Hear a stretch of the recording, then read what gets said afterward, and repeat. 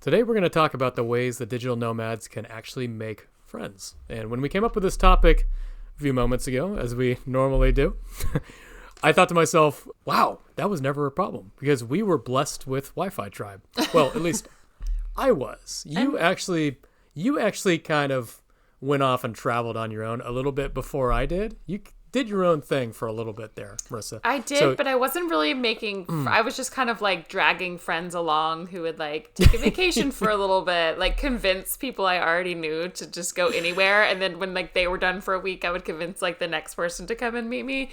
So I wasn't trying to like make nomad friends back then until I was like, I did Wi-Fi Tribe as my real start to that. And that was a life-changing way. So while we didn't run into this issue too much, we know that this can be a problem for people. And I was talking to Marissa about this before this episode. Meeting new people while traveling, I've met quite a few that are like, hey, how do you make friends while you're doing this? And I'm just like, how do you not? But we just got lucky. We kind of lucked into it through our circumstances. But there are a lot of people out there becoming digital nomads who are like, or might not even do it because they're like, well, who the hell do I go with? And the idea of traveling alone it's scary, and it can sound very, very lonely. And actually, traveling alone can feel pretty lonely while you're doing it, not just the fear of doing it. So we thought it would be good to talk about this and rack our brains on all of the different ways that we've seen people make friends and the easy ways that you could actually make friends.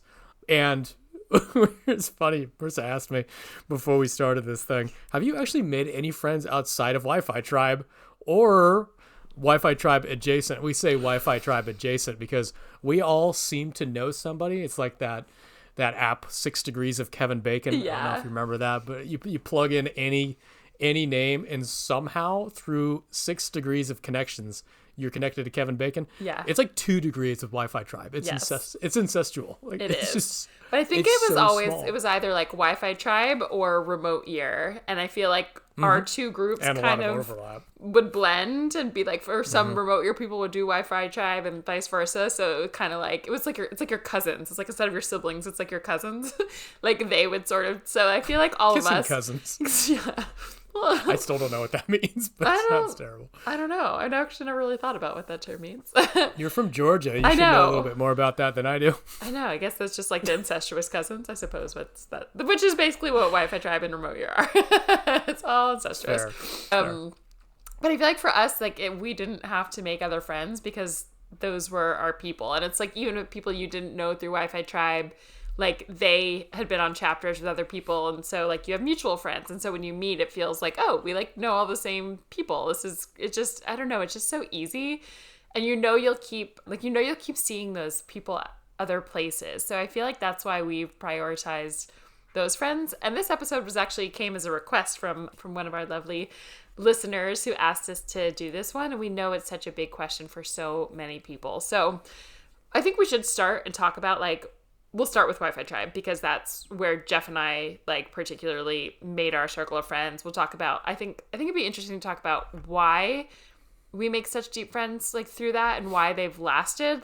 I first did my chapter 2018. I'm like, what year? That was 7 years ago, which is insane. And we're still, isn't that wild? It gave me chills. There's a big difference between I am still in touch with so many Wi-Fi Tribe people that still to this day when I'm going to travel, it's always with I'm meeting up with Wi-Fi Tribe people. I'm meeting up it's still my Wi-Fi, even though you don't even have to do chapters necessarily now, but it's I want to talk about why 7 years later those are still our people versus I've met thousands of other nomads along the way of non-Wi-Fi Tribe people, but they're not as long lasting. So anyway, we'll start with that, and then we're also going to talk about many other ways, because Wi-Fi Tribe is right for a lot of people, but you don't have to do something like that. So we're going to talk about if that's not your path, and it doesn't have to be, a bunch of other different ways that you can make. We're talking long-lasting friends, not just oh, there's this cool person who I met for 3 days, and then they moved on, and I moved on, and now I'll never see them again, even though they were awesome. How do you find that community of people? So, Jeff, why do you think Wi-Fi Tribe, and you could also say Remote Year, Hacker Paradise, any of these kind of month-long we'll call them chapters of, they're kind of co-living chapters. But I guess explain, if someone's new listening and hasn't listened for a while, can you quickly explain what is a Wi-Fi Tribe chapter or something equivalent, and why do you think those lead to like 7 to 10 year friendships or longer versus like someone you might briefly encounter and have a friendship with for a month and then leave and never talk to again? Even friends you've had at home that haven't lasted as long, or they're not as significant. Yeah, there's a few reasons, but first let's explain what a chapter is. A chapter is, in Wi-Fi Tribe, was a month long. Sometimes it went a little bit longer. I think they did some experiments with some longer, some 6-week ones, but typically it'd be almost always about 4 a month now. or so. Yeah. In a new location, and wherever that location is, say it could be Medellin, it could be Playa del Carmen, it could be Cape Town. You're in a group of, I think it was no more than like 20, 22 people or so.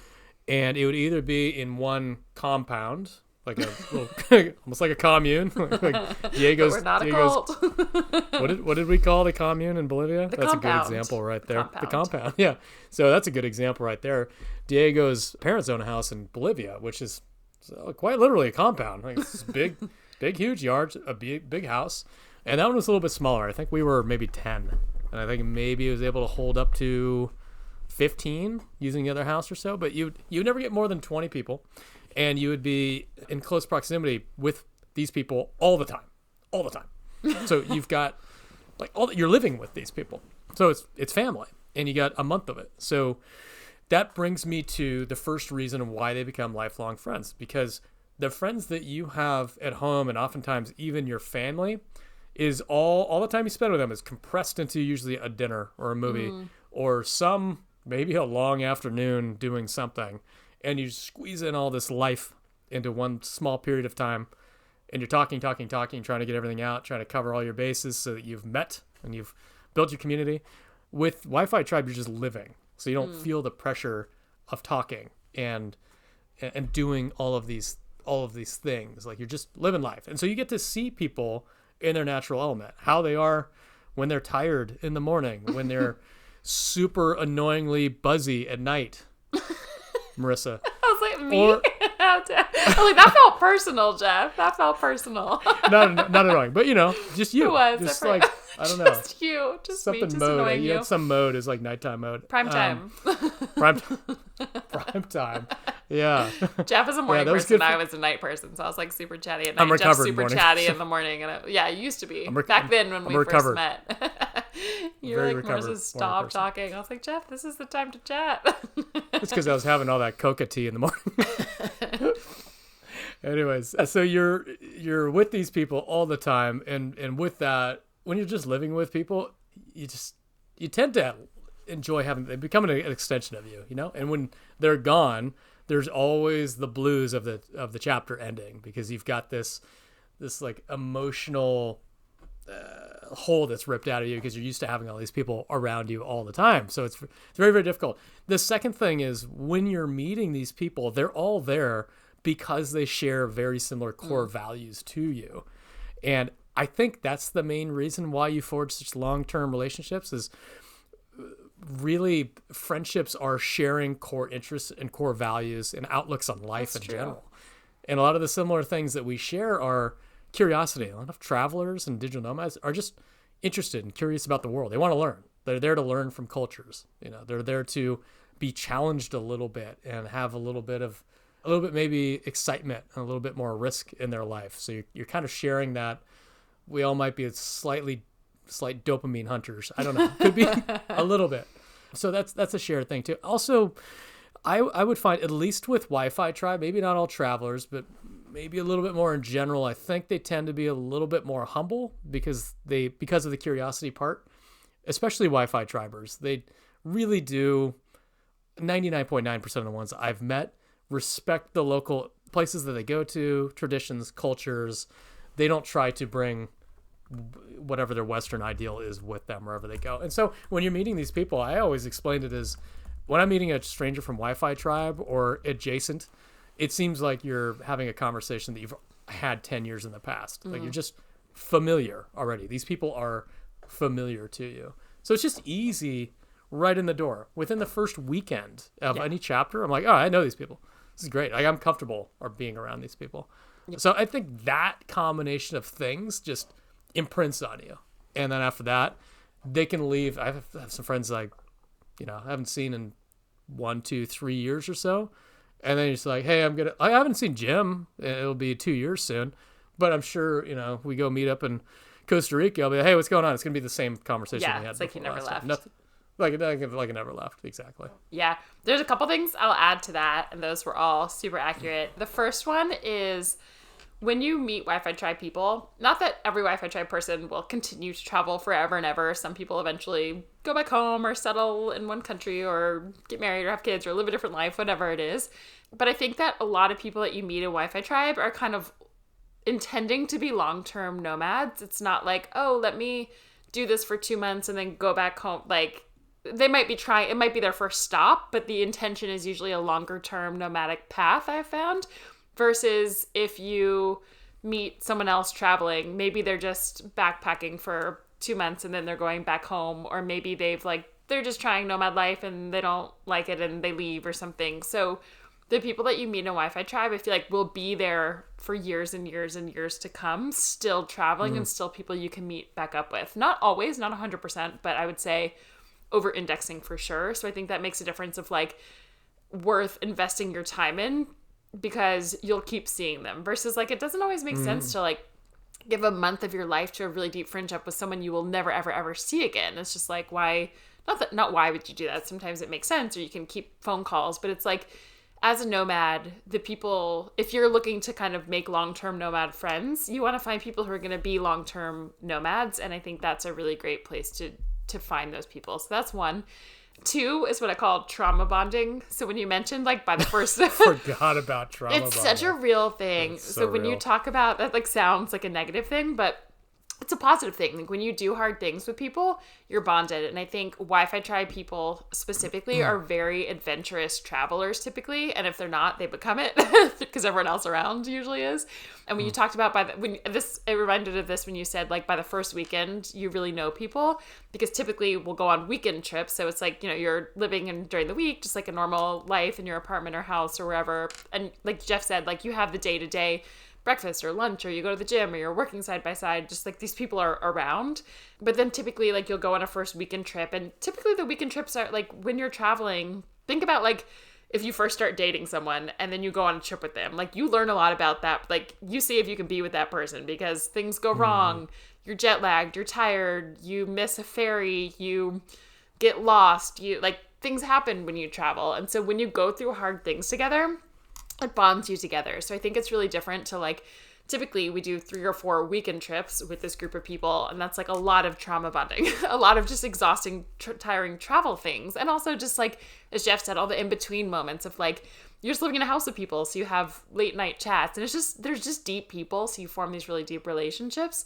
But I think there's something about those, like all the travel that you do together on top of where you just already are that like really like you almost fall off a cliff with someone. Like, you're friends with that person for life, We have been there, done that. So I think that's a reason. And then the other thing that I think is so awesome about Wi-Fi Tribe or some of these other groups as well is that it was kind of what we mentioned with like the extended family. So let's say like if I only did one chapter, let's say I did a bunch of them, but you go on one and it's like this community of when you meet someone else who's part of Wi-Fi Tribe, it's just like a subtle like it's like someone who went to your college that you might not have known, but it's like, oh, you knew all my friends. Like you also went to all these places every Saturday night. And like you also walked here and like had this teacher. There's something that like bonds you about it when you know mutual people. So I think there's something of like the friends of friends knowing so many mutual people. And I think it's because like if you think about when we meet up with people, sometimes I've gone like to Sri Lanka, for example, and I went with a friend, but she was like, oh, I know these 4 friends who are in India nearby. They're going to come meet up with us too. And it's like, I don't think twice. I'm like, perfect, great. Now there's a group of 6 of us and it's 4 people I've never met. And if they were strangers, I'd be like, I say strangers, like I hadn't met them, but if they weren't Wi-Fi Tribe people, I'd be like, who are these people? Like, what's their deal? But when they're just part of that community, it's like they've already been vetted. They've already know a lot of, and like when I meet them, they know 17 people I already know. So there's something about that like network of like, I know who you know, we have mutual friends, even if we haven't met, means you'll continue to like meet up with those people again and again. So there's I don't know, there's something magic to that. Yeah, there really is. It is kind of a long-term investment because in these groups you're going to run into these people again. Yes. So it's worth the time. It's not like a passing conversation at a bar. Exactly. Yeah. And there's like I mentioned, there's so many people that I met who I've like, I remember I was with a Wi-Fi Tribe friend in Panama, and there was another guy living on this tiny little island where we are, who I think he was like at the same kind of island co-working space where we are. And we hung out for like 4 or 5 days with him. And I remember I saw him again in like Cape Town, and I happened to be with the same friend. We all met up, and it just like wasn't quite the same because he was like an outsider of the group of Wi-Fi. It's hard to explain it, not purposefully, but you just don't see people in the same way. So anyway, I know we spent a lot of time on this one, but it's like, I really so wholeheartedly believe that a group like this, and Remote Year, they have a lot of the same like bonds. I feel like it's a little bit different now because Remote Year used to, when we first started, it was called Remote Year because you would do 12 months with people. And that is like, someone for fucking life, like when you do that. Mostly it's not or hate them for life. Or yeah, that is true. You love or hate them for life. Yeah, something's gonna happen. That is true. Mostly those I think are like month-long ones now also. But there's something about a start to finish for a month of time where you're doing a lot of kind of travel activities, something together, and has an extended network of people. So whatever that is for you, that is like, I think the best way to have like a community. And in our Slack, like for Wi-Fi Tribe Slack channel, literally any country I go to now, I'm like, hey, is anybody in this country right now? Is anyone here? Like there's someone, or someone's like, hey, my friend is there. Like, someone who's there versus like trying to meet brand new people everywhere you go. So it's just different. But I think we want to put that one first because I would say that is, again, it's not right for everyone. Or if you're older, you have a family, you might not want to do it. And I will say the equivalent for the family, I didn't have this listed, but Boundless Life is an equivalent kind of like for families that just started. Not just started, they've been around for a little bit, but they do like, you do like a couple months, and they have certain locations around the world that like families will go with kids, and they have more structure of like homeschooling and that sort of thing. I hadn't heard of that before. Yeah. That's really cool. So we don't have kids. It is really cool. But so yeah, something of the sort where you're like a start to finish, living in a shared kind of, even if it's not in the same apartment, kind of like in the same complex, traveling with people, doing activities together for a set time. And I think especially when you start to finish, like that was a big part of it as well. I think with like other places, it's like you overlap with someone for 4 days, and the next person comes, and then you leave, and like there's something about all 10 or 20 or however many people are from the same day to the same end that makes something special as well. Okay, all right, that's let's move on to the next one. What's next? Next, I'm going to go into co-living spaces. Okay. So lots. I'm going to keep it as tight as I can, but there is a bit to talk about because they're blowing up all over the place. This is actually a trend that's happening. People are opening up co-living spaces left and right. I'm going to say co-living spaces as a place to meet friends with a big caveat because I think it I know it very much depends on the type of co-living space that you go to. So if you were to go and look up a co-living space now, chances are you're going to find something like an outsite. We used to have Selena's as well. That was the big one. And this was really, to me, no more than a hotel room and a co-working space. Yeah, it's kind of like a grown-up hostel. It's like a digital nomad hostel. Like not like you and have expensive, individual rooms without hostel prices. Yeah. But I feel like it's like the shared, in the way that like hostels, you would meet people like, oh, we're all going to do this activity tonight, or there's like a shared common space, or whatever. I feel like it's like nicer. It's like you have your own room, but it's a co-working space, so it's like kind of a way to meet people. But it's anyway, continue on. It still feels very individualistic in those ones, and it's for a few different reasons, I'd have to say. One, they tend to be very big, especially, well, in a couple different ways. A lot of the hostels are like outside all over the place. They're kind of a franchise. You'll go to one outside, very similar to the next outside, and it feels a little impersonal when you go to one of these franchises. Everything kind of looks the same. It doesn't have much of a custom feel to it. Second thing is the actual locations may be very big as well. Some of these outsites and those old Selenas had a lot of rooms to them. And it's harder to meet people when everybody's kind of scattered all over the place. And then the third reason, and I'm actually going to dive into this for the right types of co-living spaces, is that you can book whatever times that you want in a lot of these. Like an outside, you go to it. The length of time, you mean? Yeah. Sorry, yeah. You can book the length of time. Exactly. I'm going to book these 4 days, like you would book a hotel room, and you just go live those 4 days. You're in and out, kind of do your own thing. Whereas a lot of these other ones, the ones I'm going to talk about, that I would just call them more boutique co-living spaces. A lot of them have a mandatory requirement of time that you spend there, and sometimes it's even the days that you spend there. So a good example would be the Chateau Castle that I lived in for the Nomad summer camp thing. So when they're not doing these custom events, it is actually a co-living space. Oh, I didn't know that. Yeah, it's a really, really popular one in France that people go to.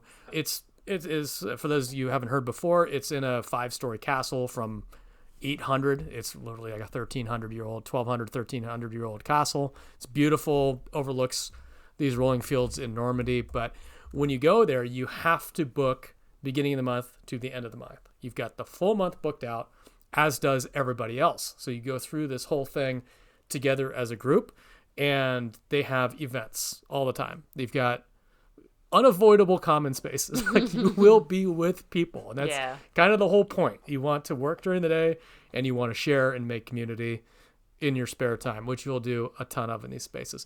So that's a good example, is the Chateau Co-Living. Another one is the one that I went to in Serbia, the what was it called? The Mokrin House, Mokrin. That one you've got no choice, because you're in a village of 2 square miles with nothing but locals who speak no English, and mostly tractors going down the road. So you are in, it still feels like a drug rehab center. There's another one actually in Cape Town. We had the owner on the podcast before. His name is Matt Davison. He used to own an SEO company, and since he bought a place called Cape Co-Living, and it is really nice looking. Actually, if you go check out their website, it's capecoliving.com. Staying there right now. No way. A Wi-Fi Tribe person. Yeah. She's there right now. Oh, that's cool. Mm-hmm. Yeah, it's another kind of boutique type. It's only 9 bedrooms. But yeah, it seems like you could, like, every day she posts on Instagram, and she's like, they're doing like dinners together, or they're doing kind of like masterminds. They're going to watch sunset together. It like feels kind of like a mini Wi-Fi Tribe chapter. Yeah. That's exactly what it is. There's another one, actually, while we're chatting, Marisa, I'm going to send this to you so you can get a visual of what I'm talking about. I'm going to try to talk through it. It's in the Pyrenees Mountains in France. Oh, cool. It's beautiful. You would like this because it's super remote, and there's no how do you know if bad ghosts or something? I don't know. That's an old building. I was one of our teammates here at Beach Commute, Andrea, who does our social media strategy and posting. I don't think so, actually. She was mentioning, and she showed me pictures of one out in the outskirts somewhere in France that was really pretty. And I was searching for it, and I found this. I'm like, I don't think that's it, but it's really cool. So I would even go there. I think I found the wrong one, but yeah, okay, I know you would. Yeah, I'm down. So I think I found the wrong one, and Andrea, you have to tell me which one it was. It's a similar type of vibe, but it's also very much like this. It feels like an old country farmhouse, and it's just meant to be building communities. So I think you can go very much one direction or the other direction with these co-living spaces, have a lot of success similar to like a Wi-Fi Tribe, or you can have no success and just go live in an individualistic kind of isolated community around people, which I think is actually kind of worse. I think it's a great, I know there's someone I knew from Wi-Fi Tribe who I met in Thailand. I remember she went to one in Tuscany in Italy, and it was the same thing where like everybody goes for a month, but it's more of just a co-living space. So I think it's just the takeaway for co-living, if you're looking to actually make friends, is to find one that really feels more like a family. Like they're doing kind of group activities or planning things, like it looks, and I think probably a lot of it is they're in isolated places. Like people really go there just to be there, to like work from there, to make friends, not just kind of like a place in a city that you happen to stay and kind of happen to have a co-working space and do your thing from there. So they definitely vary. So I think, as you said, Jeff, like you could definitely make lifelong friends in places like that and have a great experience, or you can find more of the hotel like co-living places that are really, it's like a step easier. I feel like you won't feel here's what I will say about them. I think you won't feel as lonely in the moment at those. Like, there's something about being there, and like you just walk downstairs in the co-living, in that what do you call it, co-working space within the co-living space, and you'll be surrounded by other nomads that you can kind of talk to, maybe go to a dinner with or something, but they're not going to be your like lifelong nomad friends. They'll keep you company in a more not superficial in a bad way, but like just a higher passing transaction. Yeah. Yeah. Exactly. Like you could maybe they're going to be people who like, hey, do you want to go do this like day trip or go to dinner? Like, but they're not going to be like your deep friends till 3 a.m. that you travel with for the next 10 years, in my experience. Yeah, but they are great. Like, I think there's something to be said for those kind of places. Like, if none of my Wi-Fi Tribe friends were available and I wanted to go somewhere, I would look for one of those as my next step, I would say. That would be my first step too. Yeah. I'd probably pick one of those cool looking remote castles. Be like, all right, take a month. I would avoid the nothing castles, to think about. But I would find that. I kind of like that locked in. It's a month. Nothing to worry about. Just go. Yeah. Just 1 month. All you got to do is get on a plane, get transportation, and you got a month booked. Yeah. Done. And I think part of the difference is like you're going to have a small group. So hopefully you like a couple of those people, but it's still like you might make 2 good friends that are there for a difference or like for a while. And the difference I feel like with Wi-Fi Tribe is what I mentioned of the friends of friends, which you're not going to get in the same way with those places. So it's kind of like hit or miss of who you'll have a family of people there, probably some long-term people, but there's still nothing like having that whole network of people. But that does bring me to the next one that I want to say, which is Nomad Cruise. This is another one where you do get that sort of like alumni feel and an extended group of people, because there's been, I want to say there's like 13 or 14 or 15 nomad cruises that have happened. I think I went on like the 9th one or something like that. Can't remember. But there's different like, I feel like it's the same where you're with someone and you can find friends of nomad cruise people. So to me, nomad cruise it's different than like month-long chapters that you do, but it's still like you get on a boat and you're locked in with those people anywhere from 7, 14, 21. Sometimes I think they have one coming up through different parts of like the South Pacific and like, I think it ends in Australia. It might start in like Hawaii or something. Can't remember. I get seasick on boats. So it's like not, I would actually do a lot more of them if I didn't get seasick. Like there was like one day where I was like, I think I might die. The rest were okay. I've never been on a boat in the ocean. What do you mean? Ever? Sure you have. Sailboats? I think catamarans? You can't not have. You know what? I went on one of those little catamarans, like in Hawaii, which doesn't count. So no, not really. But that's bizarre. I love boats. Isn't that weird? I would live the sailboat life if I could sleep under, like in the cabins. I get really nauseous. How strange. How have I not been? That is bizarre. On a boat on the ocean. I'll take you out on the ocean. Oh, that's I'm wild. a boat girl. I just can't sleep on them. But yeah, so the cruise, if you don't get seasick, I would be doing so many more of these because you get to meet, it's all either current nomads or aspiring nomads, and a lot of people will go to whatever location a week or 2 before from where it's going to leave from, and there's some activities, and then you're stuck on a boat. I say stuck, it sounds like a bad thing, but it's in a good way, where like you will get to know those people. You're doing, it's like a conference on a boat, so you're going to different like talks with them, you'll do different meetups, you're at dinners, lunches, like you're always like, you'll go do activities on the days that you land, and it's just like a way to meet a lot of people, and you'll find your people. Like with anything, there's usually 200 to 300, sometimes more people doing this. So to me, it's actually nice because it's like Wi-Fi Tribe on steroids, but you don't get quite as close with as many people because there's so many, but you get exposed to more people at once. So there's like no way you can possibly get to know everyone, but you do get to meet like pockets of people.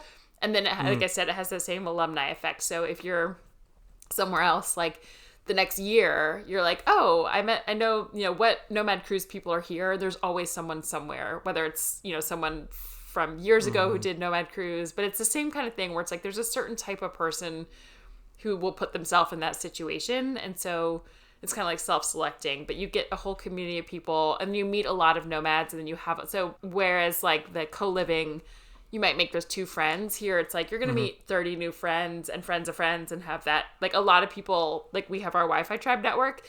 There's some people who have never done Wi-Fi Tribe or remote year, but they just started with nomad cruise, and they're like cruiser friend, like they meet up the same way we do. So I feel like that's like another pocket of of travel friends. And so if you're starting, then they also have something called Nomad Base, which is like, Oh, yeah. it's not Is that quite in the Bansko? same. They do it in different places. It wasn't in Bansko this year, but I think they ended in, no, they just ended the cruise in Greece, and a lot of people went to Bansko and Bulgaria afterwards. But Nomad Base is like every now and then, instead of being on a boat, they'll do the same thing on land. I think there was like one in Cyprus recently. I did one in Playa del Carmen in Mexico a couple of years ago. So if you get seasick, it's a better option, but it's not the same as being like locked on a boat and getting to like, you get to know more people that way, you know?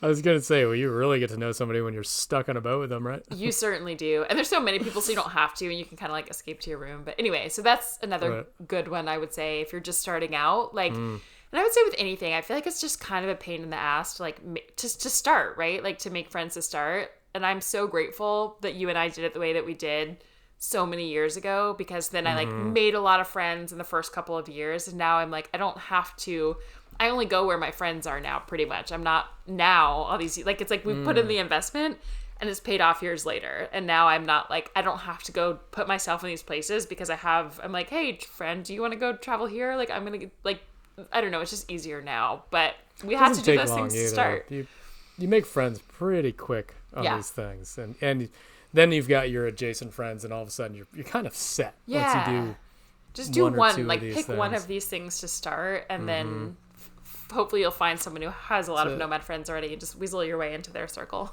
That's the best advice. To give you an idea, I haven't checked this out in a while. I was checking out Wi-Fi Tribe's upcoming stuff. Yeah.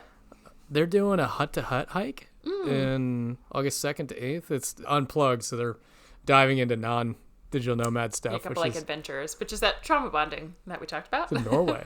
So Norway, and as I remember, I think Diego speaks Norwegian. Oh yeah, I forgot about that. Yeah, they've got Florence in August. They've got Gran Canaria. They've got Norway again, and they've got a festival in Suffolk, England.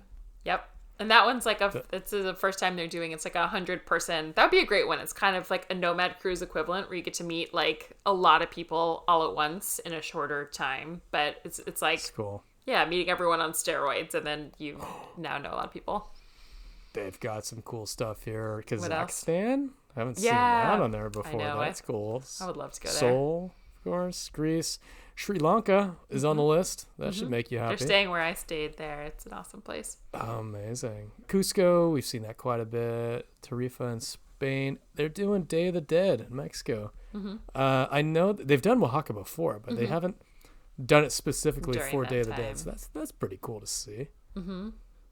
So yeah, just to give you guys an idea of some of these things, you can actually hop on wifitribe.co/calendar, and it just shows you all the cool places that they're going. Such a good way to get your start. Yeah, we love that. Okay, well, what's next on your list? Yeah, next on mine, I told you before we started, I've got a few surprises in here for you. And you may disagree with it. That'll be even more fun if you do. I have no idea. Airbnb experiences. Oh, okay. I have thoughts, but what's yours? Yeah, so again, because I've already got my travel friends, I wasn't looking for any more travel friends in my life because I got plenty of people saying, come here, come here, come here. So I'm very, very selective, but I have met some very cool people through travel experiences. For those of you who don't know, you can hop on Airbnb and you can, a lot of people don't realize this, you can look into housing and you can look into experiences. There's a whole section on Airbnb for experiences, and people can, just like they put their houses up for rent, these people can put events up. And I have done some really, really cool stuff at these events. We've gone to pasta making classes in Italy, in a little countryside farm where we made pasta and bolognese. It's amazing. We went to Armenia and did one of these things where we meet these two older guys, this like 70-year-old men. They get dressed up in their Sunday best and they pull out their classic cars. They're like classic Soviet cars from the era.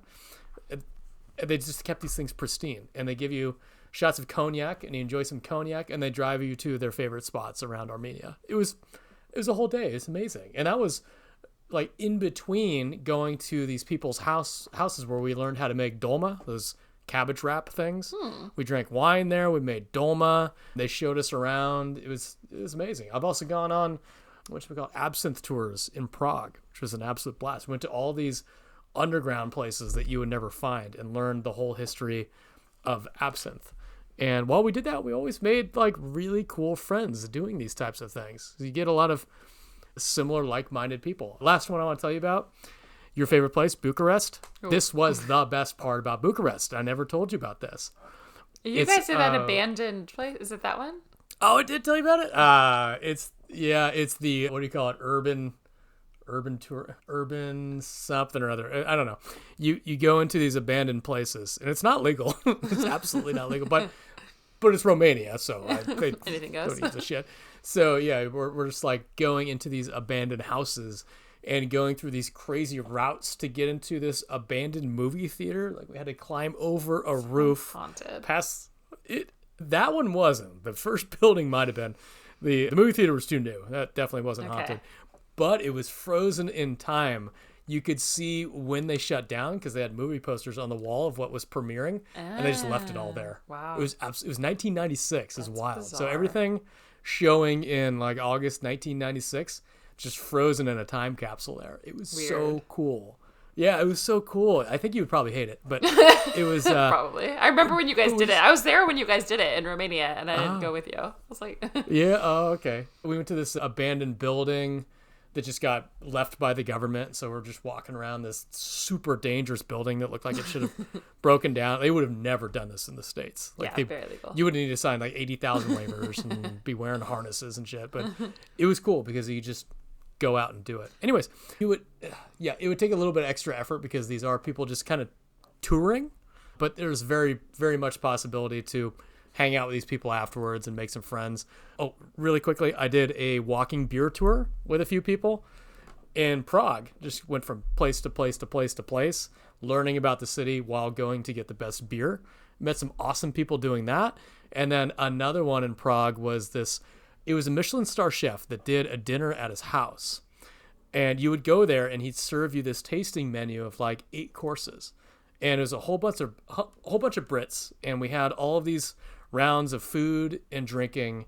And then we went out and partied together afterwards. And it was an absolute blast. Super cool people. But have you seen any of those people again in a different country? Well, that's what I was saying is I was not on the hunt for it. But like some of these people I could have, yeah, definitely. Some of these people were very, very cool, and I would have kept contact, but were they digital not in the market nomads? for more friends right now.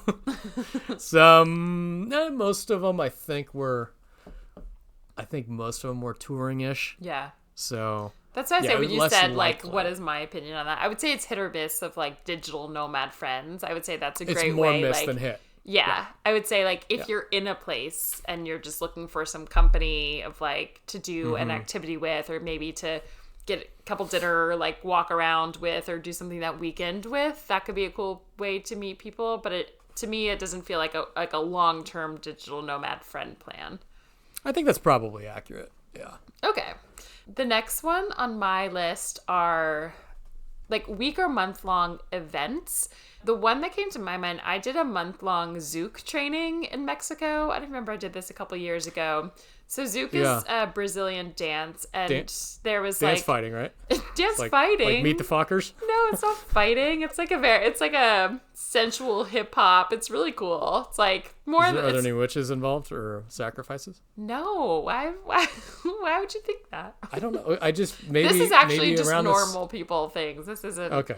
Yeah, I feel like this is different than my usual hobbies of like witchy things. This one is just dance, like the same way people do like salsa, bachata, like it's in that sort of it's the more normal people.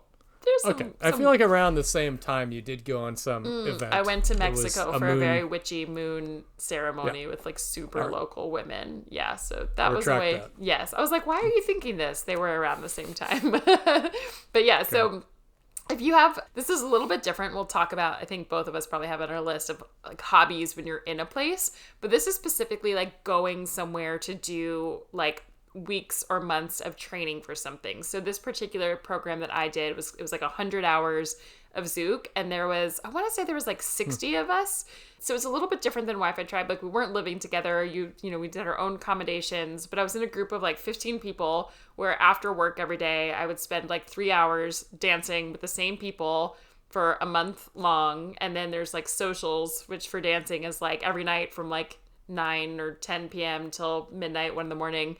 There was dancing with like these 60 people, like anytime you want. And I so, remember hearing about that. yeah, it was really exhausting. It was really hard to do that on top of like full-time work every day, but it's a really awesome way to meet people. So if there's something else, like an equivalent, I would say there's some people who might go, that might exist for like surfing or tennis or salsa dancing or like language learning. So if there's something that you, like an activity or something that you want to do to go and train, see if you can find, because I find like when you are seeing someone again and again and again on a daily basis and doing a shared activity together, you're more likely to like make friends and see them long term. So I think that's a great, like if you have a hobby that you can find, like go and search for like month-long this training. So like yoga training is another one that a lot of people do. We'll do these like yoga teacher trainings, and they're like 100-hour, 200-hour programs where you really get to know people because you're going through hard things and learning.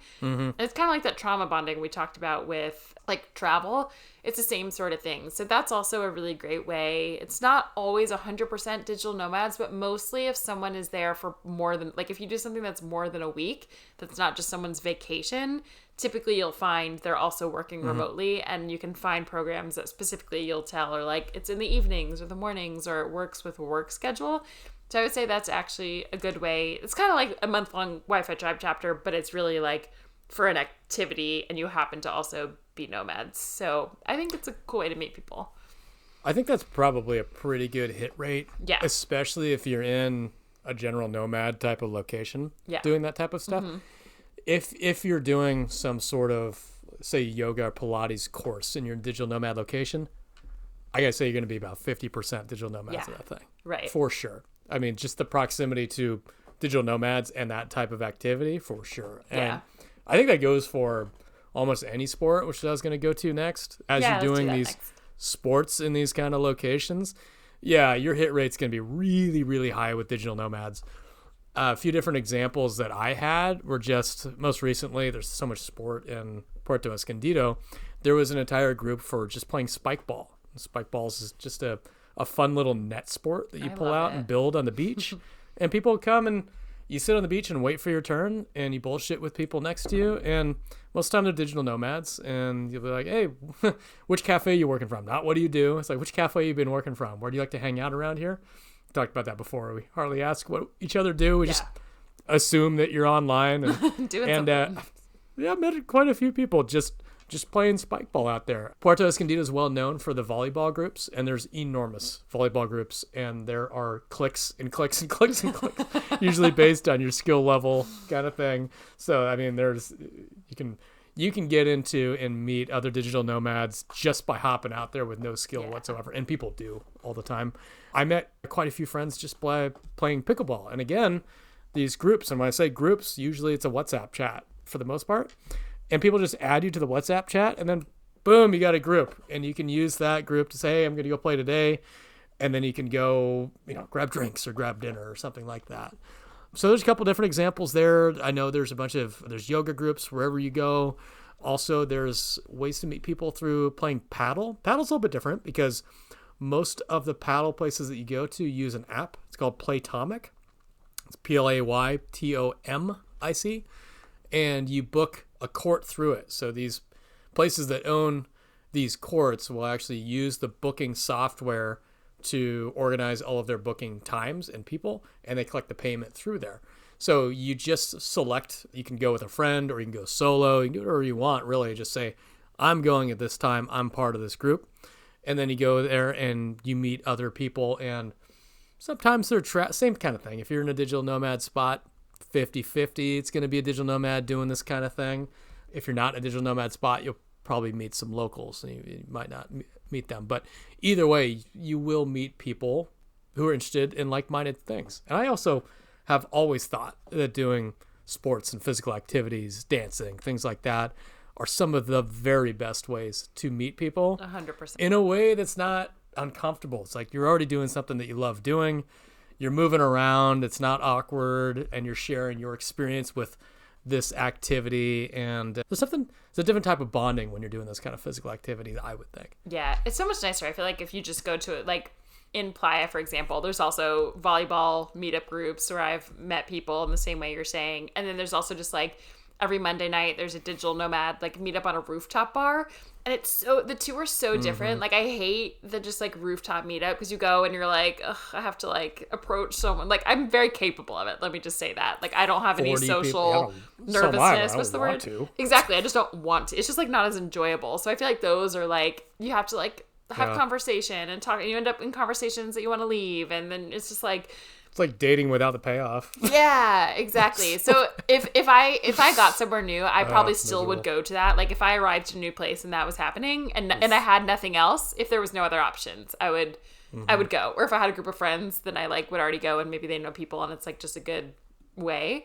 But like I'd rather go play volleyball because like you said, then it's not, you're not trying to like purposefully go up and meet, like you're just on a team with people and you naturally meet people and then you play, it's just you're sitting on the sidelines waiting for your turn. It's just, it's so much better. Yeah, that's a good way to say it. Somebody. Yeah. And like and you already know they have a shared activity. Like whatever you choose to do should hopefully be something that you actually enjoy doing, and then you've already found people who and they probably like other things that you like. So I 100% agree with that. And then pickleball has been like in Costa Rica, I have a whole community of people that I met through pickleball. And the town I go to is not really a digital nomad town. It's more people who are kind of there full time, but I always go back there. So for me, that was worthwhile. And now like I have a community of people entirely through pickleball. And I know like a whole town of people from playing pickleball, and they have friends and friends of friends. And it's like, I just entered that world simply because I was playing. And like, I don't know, there's something about where you just see people day after day in that shared activity that it's bonding. So yeah, I would highly, and again, or like, you know, salsa, dancing, anything. Yes. It's like any kind of sport, hobby. Some people like go to rock climbing gyms, like, and meet people through there, or yeah, yoga is always a big one. So just, yeah, kind of pick what you like and find those. But I think what you said is important, Jeff, is like, if you're I guess when you're just starting, what we'd recommend is go to a digital nomad hotspot, like a town where there are nomads, because when you go to the activities, that's who you're going to find, versus if you're just in a big city or a small town where there's not really other, like you'll meet people, but they're going to be people who live there, not nomads who are traveling in the same way that you are. So if you go to a nomad town and do these activities, you will, you know, you can and will make friends who you can keep traveling with or seeing in different places. Pickleball's got a special way of doing this. I don't know what it is, but somehow whenever I go somewhere and play pickleball, you immediately make this community. Yeah, I don't know. There's something unique about that one. I haven't quite hacked that yet. Do you have any more? Because I've got a few I want to debunk. I have two more, and I can do them quickly. The first is kind of like business masterminds. We don't do this as much. There's a group I keep seeing online that actually looks really appealing to me. It's called Art of Mondays. It's kind of like Wi-Fi Tribe, but imagine only 10 days and more entrepreneurial. So if you're an entrepreneur or you have a business or you're just interested in a certain topic, there are different kind of business masterminds or different groups that you can join. Or often in digital nomad hotspots, there will be meetups for like developers. There'll be meetup for salespeople. There's meetup for digital marketing people. So like whatever career you do, you can usually find meetups for people who do what you do. And it's a good way to meet like-minded people in that way and have, again, it's not as much of like, hi, you're a stranger, who are you? It's like you have a shared topic to talk about already. So that was not on my bingo card. Good ad. Yeah, so that's one. And then the other one I'll do is more kind of like spiritual retreats. So again, this could be hit or miss in terms if you go to a random place where it's just people are on kind of using their vacation days to do this, it's not as powerful. You'll meet cool people and you'll, like, I say this because you dive deep with people on retreats like this, right? It's like not surface level. You're bringing up your childhood trauma, whatever you're like trying to go through. So you like really get to know people. But if you do those in digital nomad hotspots, you will find like you'll meet other people through that. So I'd say like even ayahuasca retreats like we did. People do like Joe Dispenza retreats. I was telling you about those earlier. Different yoga teacher training we kind of mentioned. Different like cacao ceremonies. Anything kind of like there's different like this is where you get into like the witchy or woo side, but people do like full moon ceremonies. I think cacao ceremonies are big when you can find a lot of places where it's like if you're into that sort of world, it's just a nice way to sit and kind of have a shared experience and meet people, like different meditation groups, stuff like that. And when we say that, we're usually talking about Bali, Playa del Carmen, Mexico, Puerto Escondido, Mexico, Medellin, Colombia. Where am I missing? Lisbon has a lot of digital nomads. Peru. Peru has some of these like ayahuasca retreats. But like, I'm just saying for digital nomad hotspots, like we've done a bunch of those yeah, episodes. yeah. Those are the main ones. Yeah, You go to cover that. Tulum. Tulum. Some of those. Don't do that.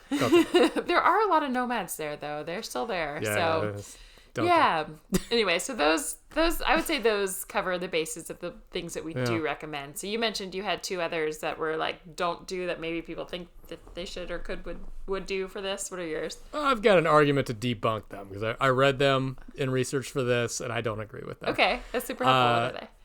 The first one that came up is dating. And I don't think going out with imagine you're going out with the intent to date. Assume you're using an app or something. This is saying that this is a good way to make digital nomad friends. And I would disagree with that. That's just so slow. You might make like, this is a 1-by-1 friend. like, yeah. And also it's like you're going in with the pretense of a romantic date. Yeah. And so you make a friend in the instance that it doesn't work. And you're able to make friends after that. It seems like a very hard way. That feels a long way around. I feel like you'd have to like go on 100 dates to find like 3 friends like that. That sounds exhausting. I think it would be a long process, a lot of dinners, maybe some emotional issues. Right. Yeah, I don't think that's a good one. I agree. I would say like if that happens by accident, great, but like don't make that your like method that you're going in with. Yeah, I agree. The next one that came up was Nomad List. Okay. And I love Nomad. I got nothing against Nomad List. I just disagree with it as a place to meet other digital nomads. Yeah. I know there's a section in there for each location where there's like a chat and people can check in and say, "Hey, I'm here right now." I've never seen that active or current. I've never seen anybody actually check in and say, "Okay, I'm here right now." Right. And coordinating things. So I don't know. Maybe that's changed, but I never used it. I don't know anybody who ever has used it. Either. So I'd probably debunk that one. It kind of reminds me of Facebook groups. So I would say that was my next one on there. Oh, okay. Facebook and Slack groups. Okay. Go ahead. You start with it. I want to see what you had to say first. Same thing. I almost feel like a lot of the times it's kind of dead and you're just spend all your time searching for the active group, if there is an active group. And a lot of times those groups, I think, have just switched over to WhatsApp and more private groups. So yeah, I don't know. Actually finding the active group there is a little tough, and it's getting a little tougher and tougher on Facebook in particular because that age group that uses Facebook is aging up, and so you're not going to find quite as many digital nomads using that platform anymore anyways, just in general. Yeah. It was interesting. I talked with, I don't know if this episode will come out before or after, we just interviewed a beach commuter. Her name is Blythe, and she was on, anyway, we talked about Facebook groups, and she was mentioning they were super helpful for her in some ways. What I will say is I feel like it's helpful if you're just starting out, if you're like looking for housing, if you have a question about what neighborhood to live in when you land somewhere, if you have a question about like, where do you find a trusted source or money in like if you have digital nomad questions, there actually are some super active Facebook groups, and especially for like nomads in this location, nomads in this location, or like digital nomad women, and people will answer your questions. But I just feel like the answers, like if you're looking for actual friends, I've also seen people on those that are like, I'm just starting out as a nomad. Like, I want to go to this location for a month. Like, who wants to come with me? And I'm like, are people doing this? Like, just like random strangers I see like random strangers on the internet like that. I'm like, I would never in a million years meet unless, I don't know, somehow I had a conversation with someone and hit it off and felt aligned. I just feel like when we were talking about Wi-Fi Tribe, it's like, I feel like the people are vetted. They have core values. People aren't admitted who feel like egotistical or just like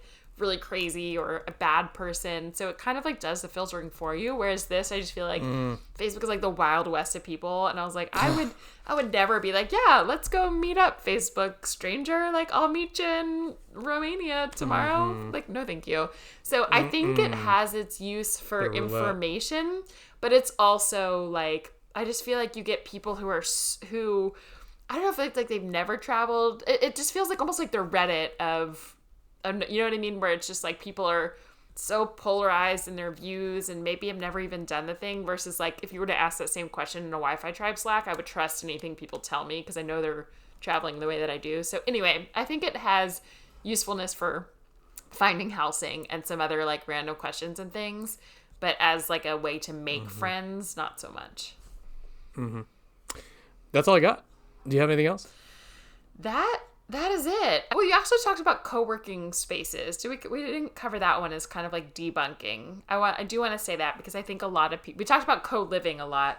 The last thing I'll mention is co-working. Oh, yeah. I lost that somewhere on my list. I would, mentioned it before. I would 100% debunk that one. Yeah, so I want to say that because a lot of people think that a co-working space is a great way to make friends. So let's say you get to a location, you have your Airbnb that's just maybe, like your own apartment or whatever, that you're not surrounded by people, and you think to yourself, like, of course, if I go to a co-working space, like I'll meet there will be a lot of digital nomads there, but it's not, people aren't usually, unless there's some, like kind of like the same way we talked about like special co-living places. I feel like there's some co-working spaces. There's one, I don't know if it's still open actually. There was one in Bali, for example, that was like a co-working space, and you never really meet people while you're actually there on your computer doing work, but they would organize like every Friday night they would get like beers by the beach and have a barbecue, or like they would do activities. So it was almost like kind of felt like a co-living hostel, but it was a co-working space that happened to like do activities. But I would say 99% of co-working spaces around, it almost it reminds me of like when you live in New York, and it feels, if you don't have friends, it can feel like the loneliest place because you're like surrounded by so many people, but they're not like friendly and talking to you. And it's kind of the same with co-working spaces. It's like you feel like you're like, there's all these people and they're just like me and they're working and like they look cool and they're fine, but like no one's talking, and it's because they're there to work, and it's like not really the place to make friends. So it's possible, but I wouldn't bet on that as the place to make friends. But if you just don't want to be lonely during the day and you want people around you, it's a good place to go. I think it's the biggest misnomer is people thinking you go to co-working space. I was talking to you before the episode and comparing it to trying to hit on somebody while they're at the gym. Yes. It's just the wrong place to do that kind of thing. But people think it is because, the digital nomads, they're working. They're looking for a place to work near. It all, like everything, kind of all the puzzle pieces line up. It should be there. But it's not. It just isn't. The gym is a great example because you're like surrounded by all these like people who are like you doing the same thing, but you're like, I can't. It's like inappropriate to like address them. You're not there to be meeting. Yeah, and it can happen. An outlier too. People do meet at the gym and get married, but it's like the outlier. Yeah. I think it's not the rule. I think it's the exception. But I also think that co-working spaces are overrated.